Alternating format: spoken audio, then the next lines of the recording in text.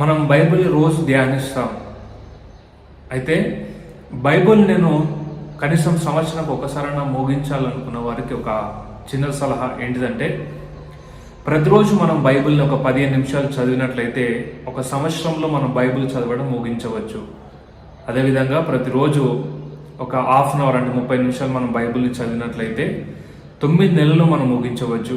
ప్రతిరోజు మనం 45 నిమిషాలు మనం బైబిల్ చదివినట్లయితే 6 నెలల్లో మనం బైబిల్ని పూర్తి చేయొచ్చు.